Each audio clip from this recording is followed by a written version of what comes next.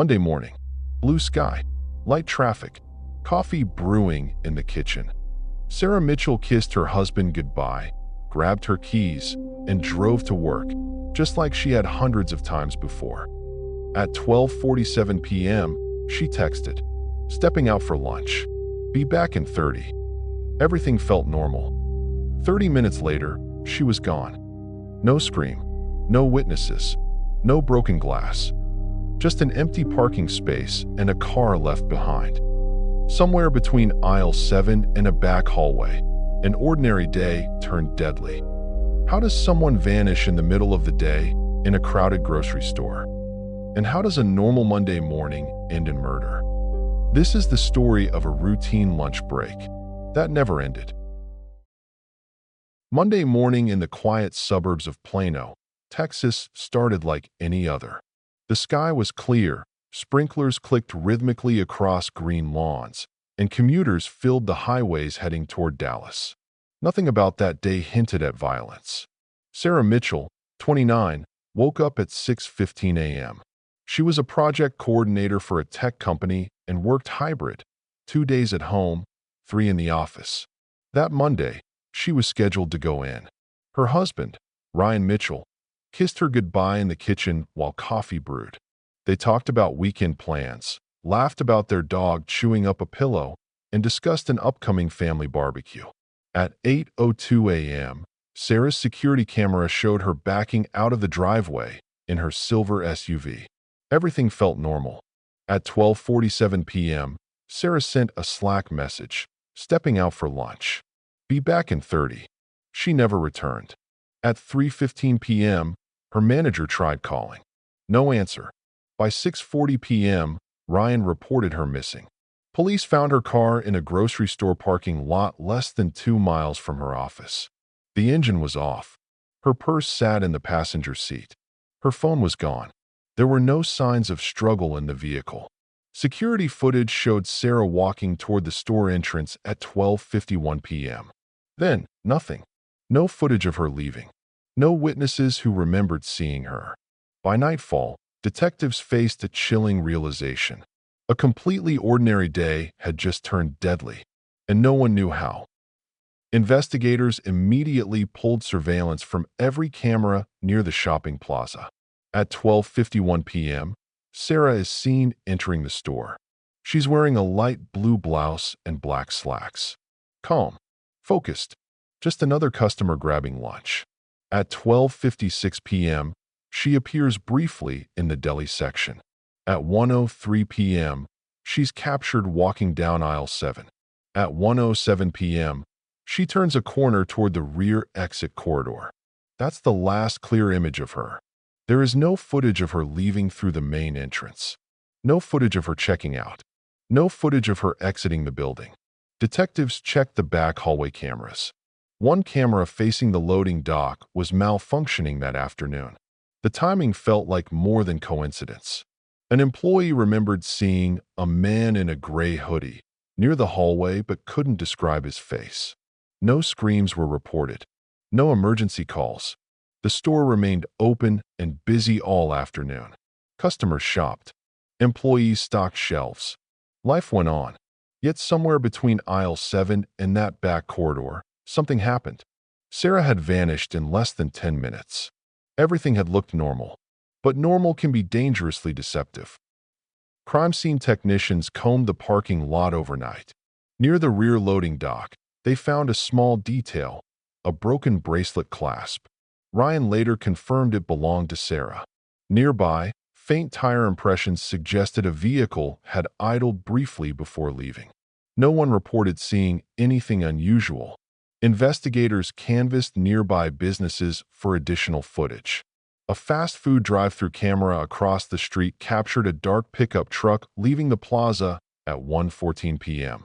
The plate was partially obscured by glare. Detectives enhanced the image, narrowing it to 3 possible vehicles registered in Collin County. One belonged to Mark Dalton, 34 years old, HVAC technician. No violent criminal history. His service records showed he had worked at the grocery store 2 weeks earlier, repairing a refrigeration unit near the back hallway. He would have known about the malfunctioning camera.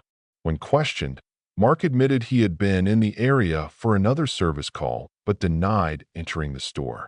Phone tower data placed him within 500 yards at 1:10 p.m. It wasn't definitive, but it was close.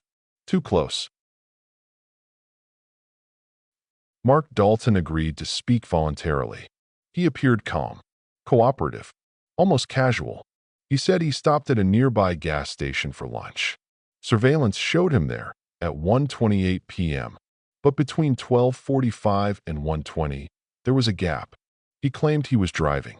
No one could confirm that. Police searched his truck with consent. Nothing obvious. No blood. No personal belongings. But forensic luminol testing later revealed faint traces in the truck bed consistent with cleaned biological material. The results were inconclusive, not enough for charges. Mark maintained he barely remembered the day.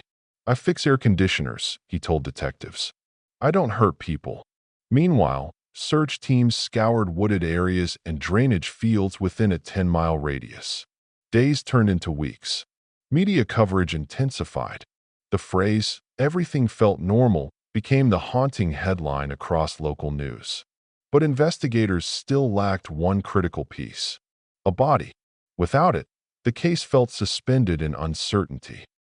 23 days later, a hiker discovered human remains in a remote wooded area outside McKinney, Texas. Dental records confirmed it was Sarah. Cause of death: blunt force trauma. Time of death estimated within hours of her disappearance. No signs of prolonged captivity. It had happened quickly, sudden, violent. Investigators mapped the dump site. It was less than 4 miles from Mark Dalton's home. Cell data placed his phone traveling near that area on the afternoon Sarah vanished. Confronted with the evidence, Mark's demeanor shifted slightly, but he still denied involvement. There was no direct DNA linking him to Sarah, no eyewitness placing them together. Circumstantial evidence was mounting, but was it enough? Forensic analysis of Sarah's phone records revealed something unexpected. 2 weeks before her disappearance, she had received multiple missed calls from an unknown number. The number traced back to a prepaid phone purchased with cash. Cell tower pings placed that prepaid phone near Mark Dalton's residence. Detectives searched Mark's financial records. 3 days before Sarah vanished, he purchased that prepaid phone at a convenience store. Security footage confirmed it was him. He claimed it was for side jobs, but investigators found internet searches on his laptop. Grocery store security blind spots. How long before missing person case escalates? Cell phone ping accuracy. The pattern was chilling. This didn't look random. It looked planned. Everything had felt normal, but someone had been preparing. With mounting digital evidence and phone records, prosecutors issued an arrest warrant. Mark Dalton was taken into custody without resistance. In interrogation, he initially stayed silent. Then, inconsistencies began appearing in his earlier statements. He admitted entering the store that day. He claimed he just wanted to talk. According to his version, he had seen Sarah before while servicing equipment and developed an obsession. He followed her into the hallway. An argument. A struggle. He panicked. He insisted he didn't mean for it to go that far. But intent didn't matter anymore. A woman was dead because a man decided to act on an impulse. The trial lasted 3 weeks. Prosecutors painted a picture of calculated stalking escalating into violence. They emphasized the prepaid phone, internet searches, and phone tower data. The defense argued lack of direct eyewitnesses and questioned forensic certainty. But jurors saw the timeline, the preparation, the opportunity, and the lies. Mark Dalton was found guilty of first-degree murder. He showed little emotion as the verdict was read. Sarah's family held hands. Justice, at least legally, had been delivered. The community changed. Security cameras were upgraded across the shopping plaza. Employees demanded better maintenance of surveillance systems. Women shared stories of being followed, dismissed as overthinking. Sarah's case became a reminder.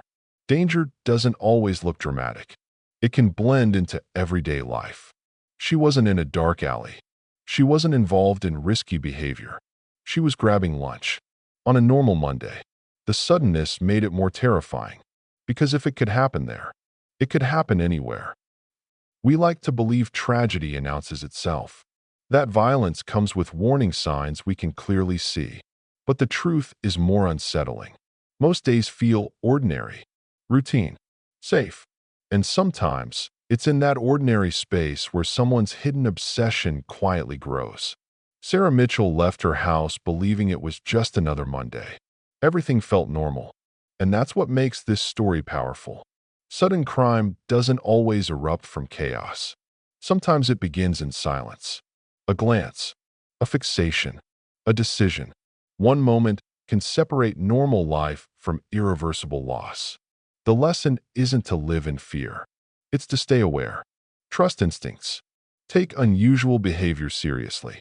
Because safety isn't defined by routine. And sometimes, the most dangerous days are the ones that feel completely normal.